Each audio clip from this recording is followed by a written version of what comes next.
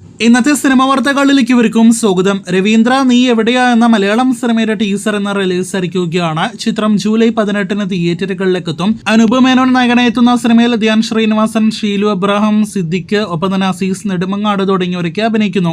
ഈ ചിത്രത്തോടൊപ്പം ക്ലാഷ് റിലീസായിട്ടെത്തുന്ന മറ്റൊരു Malayalam cinema flask എന്ന സിനിമയാണ്. സൈജു കുറുപ്പ്, സിദ്ധാർത്ഥ് ഭരതൻ, സുരേഷ് കൃഷ്ണ തുടങ്ങിയവർ അഭിനയിക്കുന്ന സിനിമയുടെ ട്രെയിലർ എന്ന റിലീസായിട്ടുണ്ട്. ബൾട്ടി എന്ന സിനിമയുടെ റിലീസ് തീയതി അപ്ഡേറ്റ് വന്നിരിക്കുന്നു. ഷെയ്ൻ നിഗം നായകനെത്തുന്ന ഈ മലയാളം സിനിമ ഓണം റിലീസായിട്ട് തിയേറ്ററുകളിലേക്ക് എത്തുന്ന സിനിമകളിൽ ഒന്നായിട്ട് മാറിക്കഴിഞ്ഞിരിക്കുകയാണ്. ഓഗസ്റ്റ് 29 സിനിമ തിയേറ്ററുകളിലേക്ക് എത്തുന്നത്.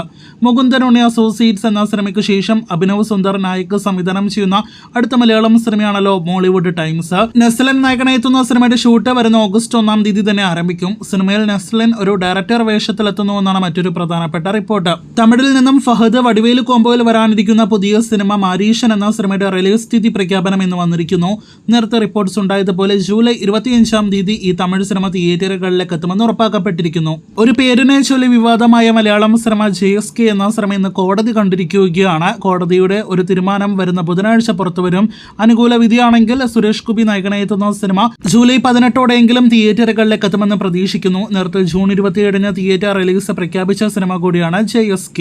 2 റെക്കോർഡ് കളക്ഷൻ നേടിയെടുത്ത സിനിമകൾക്ക് ശേഷം ലാലേട്ടന്റെ അടുത്തതായിട്ട് തിയേറ്ററുകളിലേക്ക് എത്തുന്ന മലയാളം സിനിമയാണല്ലോ ഹൃദയപൂർവ്വം.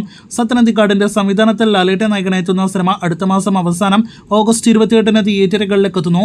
ചിത്രത്തിന്റെ ടീസർ ഇപ്പോഴത്തെ റെഡിയായി കഴിഞ്ഞുവെന്നും 1 മിനിറ്റ് ഡ്യൂറേഷനുള്ള ടീസർ ഒരു സിമ്പിൾ ടീസർ തന്നെ ആയിരിക്കുമെന്നും ഈ ജൂലൈ മാസം ടീസർ റിലീസാകുമെന്നൊരു അപ്ഡേറ്റാണ് വന്നിരിക്കുന്നത്.